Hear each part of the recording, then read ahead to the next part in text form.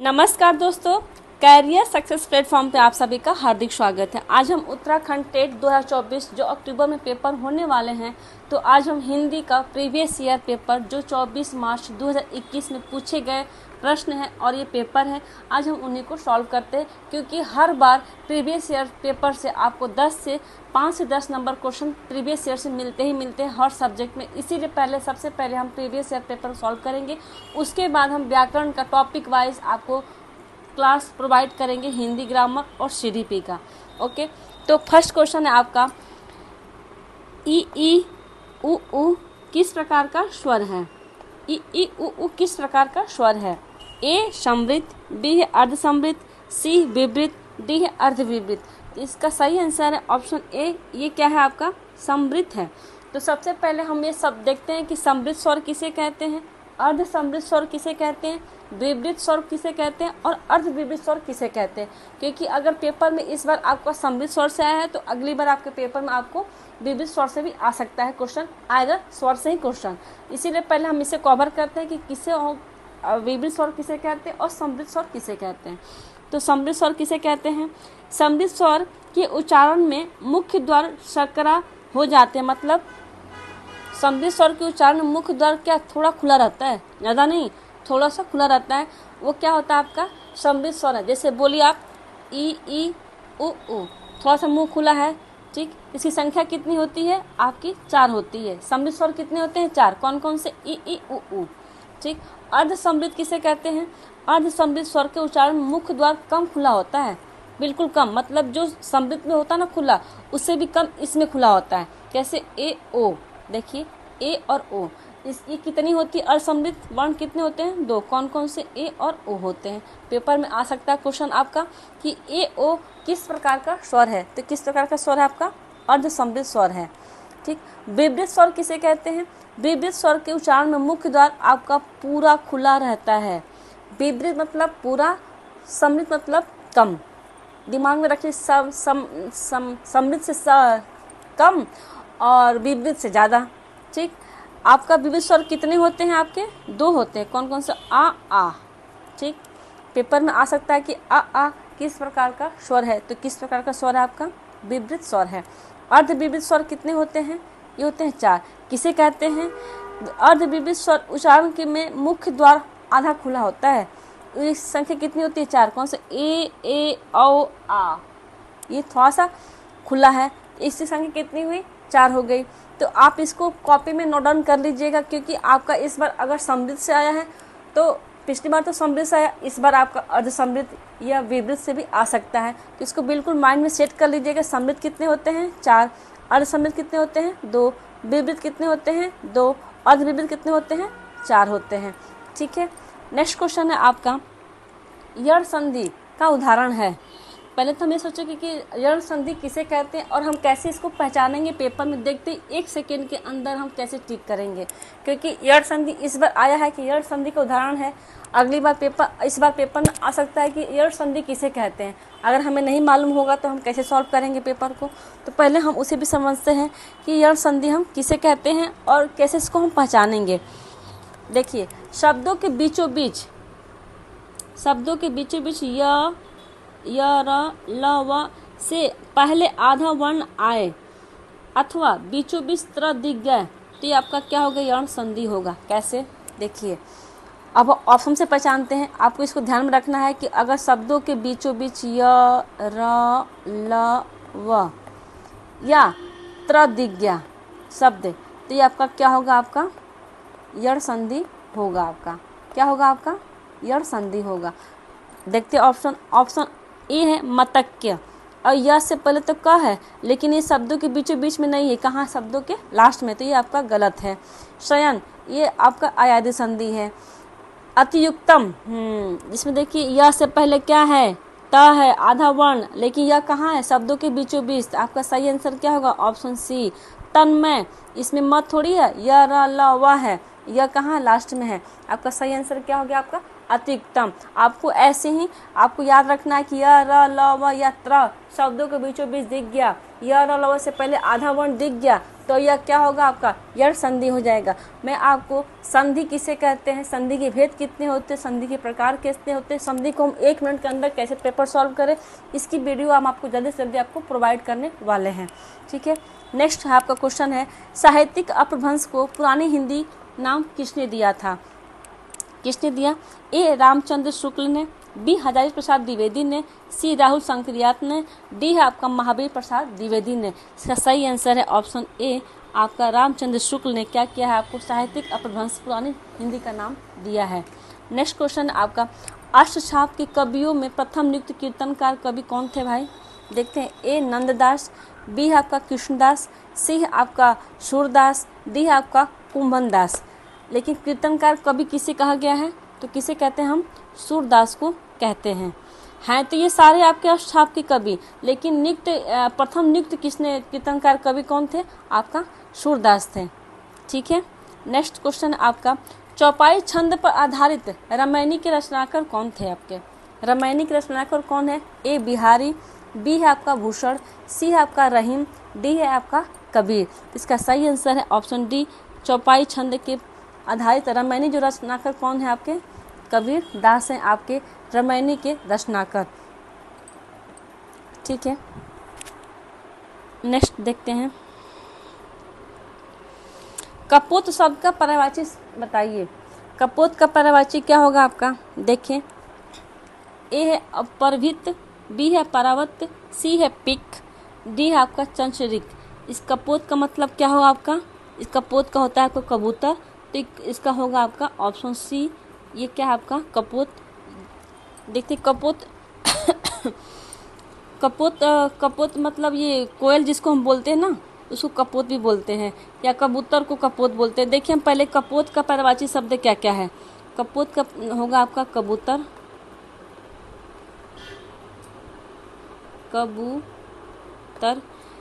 परेवा, कपोत भी आ सकता है, कबूतर भी आएगा, परेवा भी आएगा, परावत भी आएगा आपका। ये आपको सब बिल्कुल याद करना। पंडुक भी आ सकता है आपका। ठीक है, पिक क्या क्या बोलते हैं? पिक का और क्या आ सकता है? पिक का कोयल, कोकिला, कोयल को कोकिला भी कहते हैं हम, और पंचमा भी कहा जाता है इनको, बसंत दूती भी कहते हैं, बसंत दूती, कदम्बरी भी कहा जाता है इनको। चंचरिक को क्या कहते हैं हम? चंचरिक को भौरा, भ्रमर, मधुकर, भृंग, मिलिंद,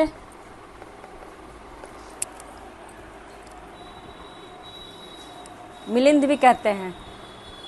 ठीक है, नेक्स्ट क्वेश्चन आपका, किस शब्द में निय तत्पुरुष समास है?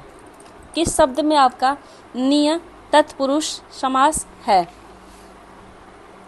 देखते हैं कौन सा है आपका। ए अनभिज्ञ, बी गंगा जल, सी अनुकूलन, डी है धर्माधर्म। इसका सही आंसर ऑप्शन ए अनभिज्ञ क्या है आपका? निय तत्पुरुष समास है।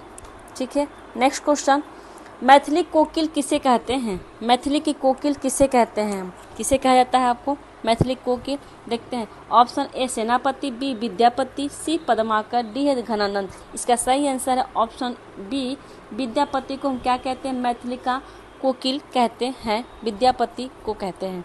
नेक्स्ट क्वेश्चन आपका, विद्यापति की निम्न रचनाएं और भी हैं, इनकी रचनाएं कौन कौन सी विद्यापति का? देखते हैं, पेपर भी आ सकता है कि विद्यापति की रचनाएं कौन कौन सी है। कौन कौन सी है आपकी? कीर्ति लता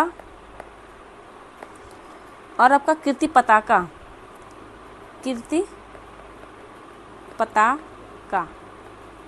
ठीक है, नेक्स्ट देखते हैं क्वेश्चन आपका, अंग्रेज शब्द मूलतः किस भाषा का है? जो अंग्रेज शब्द है ये किस भाषा का है? देखते हैं कौन सा। ए हिंदी, बी फारसी, सी तुर्की, सी डी आपका फ्रेंच। तो ये कौन सा भाषा आपका? ये फ्रेंच भाषा है आपका।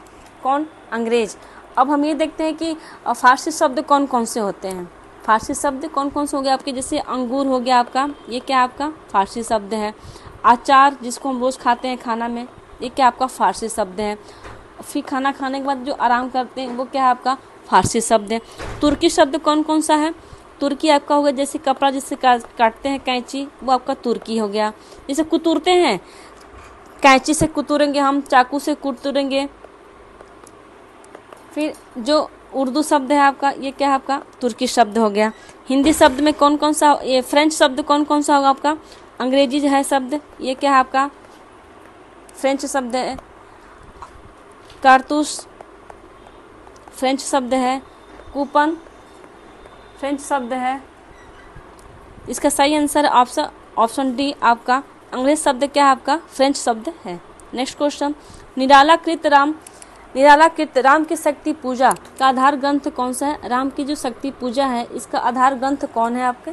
कौन है? देखते हैं। Option A Kamban Ramayan, B है रामचरितमानस, सी है कृत्तिवास रामायण, डी है आपका रामचंद्रिका। इसका सही आंसर है ऑप्शन सी कृत्तिवास रामायण क्या है आपके?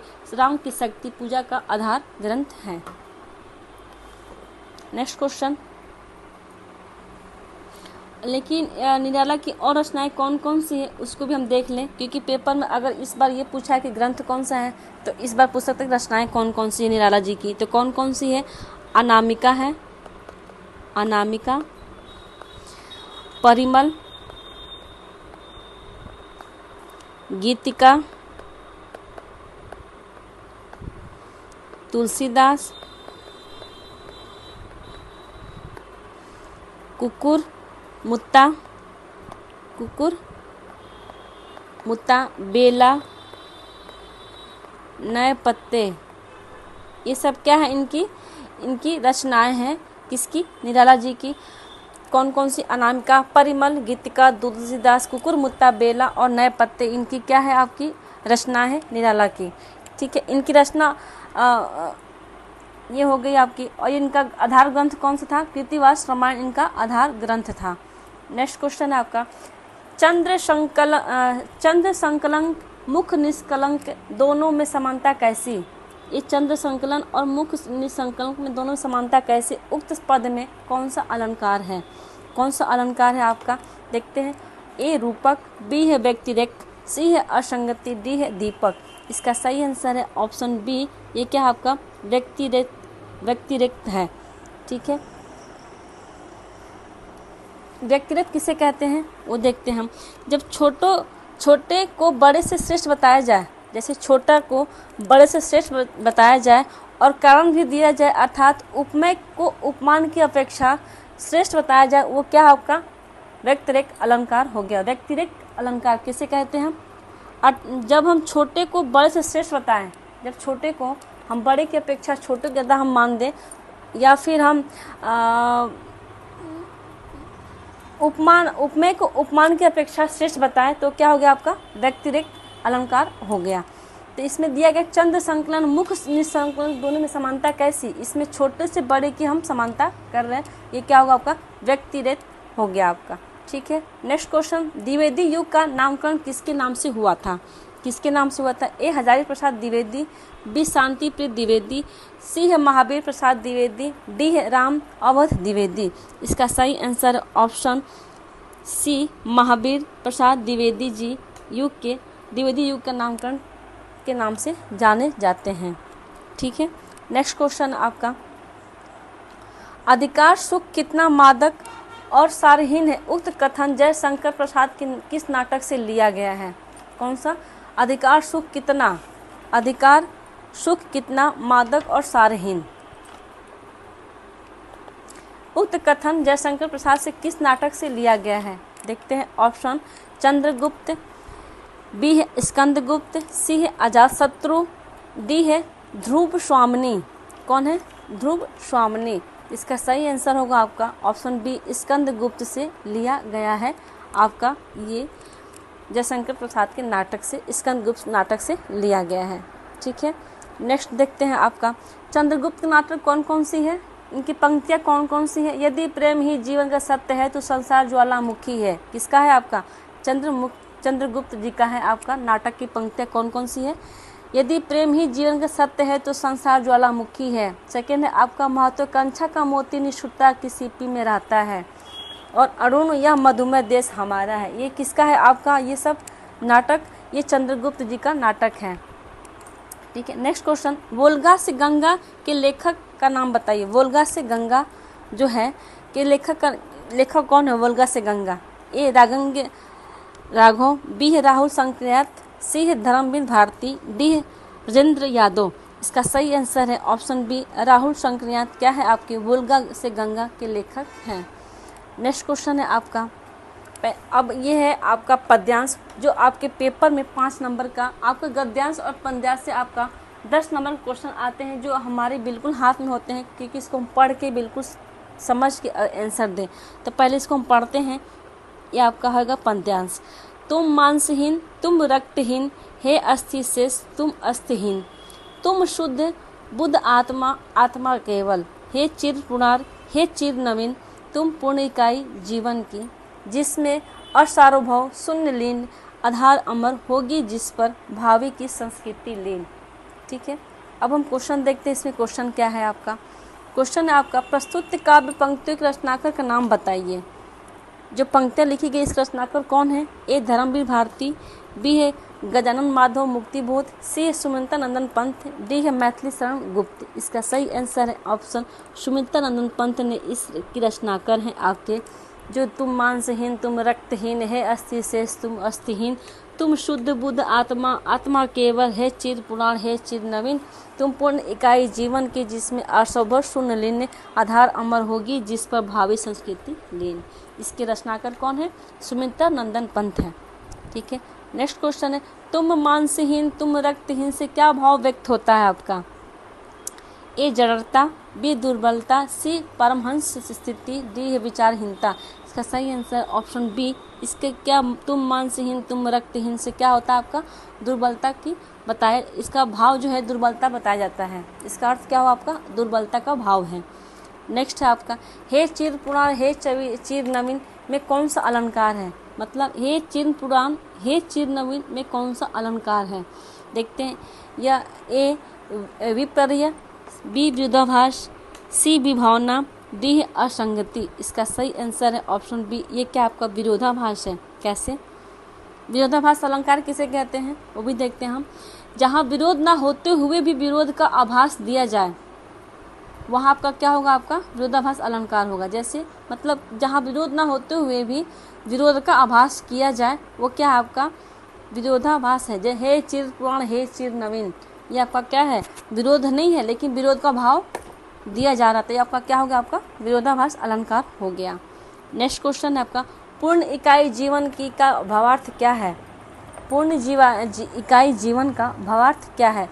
ए जीवन के अंतिम लक्ष्य की प्राप्ति, बी है संपूर्ण व्यक्तित्व का विकास, सी है सामाजिक अनुभव प्राप्त करना, डी है मानव जीवन की परिपक्वता।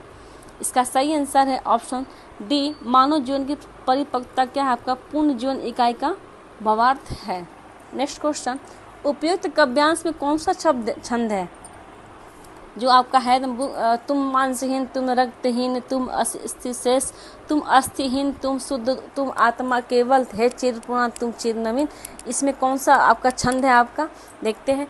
ये मनहर है, बी गीतिका है, सी मुक्त छंद है, डी तोमर है। इसका सही आंसर है ऑप्शन सी। ये क्या है? मुक्त छंद है आपका। ठीक है, कौन सा है आपका? मुक्त छंद है। नेक्स्ट क्वेश्चन, अब ये क्या है आपका? अभी तो हम पद्यांश किए हैं 5 नंबर का, अब हम करेंगे 5 नंबर का गद्यांश। ये दोनों मिलके आपके 10 नंबर के आते हैं। टोटल आपका 30 नंबर का पेपर है। 10 नंबर तो गद्यांश और पद्यांश से है, बाकी आपका ग्रामर से है 5 नंबर, और 5 नंबर होगा 10 नंबर ग्रामर से है, 10 नंबर आपका पैडागोजी से। पैडागोजी की क्लास जल्द से जल्द मिलूंगी, आपको जल्द से जल्द प्रोवाइड करूँगी। देखते हैं कि गद्यांश में क्या क्या है आपका। शिक्षा चाहती है कि उसको अपने समाज से जोड़ा जाए, लोगों से जोड़ा जाए, और हर विद्यार्थी को ऐसी लोकानुमुख दृष्टि से दी जाए कि सर्वोदय को अपना धर्म कर्म मानने लगे। दरअसल यह समझना जरूरी है कि शिक्षा को शिक्षित करने का सबसे बड़ा स्थान समाज ही है। समाज करुण कथाएं एवं समाज में गरीब से गरीब अर्थशास्त्र शिक्षा को शिक्षित करने में समर्थन है। शिक्षा के लिए तथ्य और तत्व दोनों ढूंढने का सही स्थान समाज ही है। समाज में रहने वाले विलक्षण प्रतिभाशाली लोग से पृथक कोई भी शैक्षिक व्यवस्था अपने को संपन्न नहीं बना सकती, समाज के विश्लेषण से ही सच्ची शिक्षा संपन्न हो सकती है। इस तरह से शिक्षा अपने को सींचने का दाना पानी समाज से ले सकती है और समाज को कुछ वापस कर सकती है। ऐसी लोकोपयोगी शिक्षा समाज को और फिर राष्ट्र को ओजस्वी और तेजस्वी बनाने में सफल होगी। तो जब आप गद्यांश हो या पद्यांश हो, पहले आप उसको पूरा पढ़ें, उसके बाद से क्वेश्चन को देख के फिर सॉल्व करें। इससे क्या होगा, आपको गलत होने का बिल्कुल संभावना नहीं होगी। और क्वेश्चन पढ़ते में दिमाग में होगा कि ये मैंने पंक्ति यहाँ पढ़ी थी। ठीक है, आप क्वेश्चन देखते हैं। क्वेश्चन क्या है? क्वेश्चन है शिक्षा की सर्वोच्च अभिलाषा क्या है?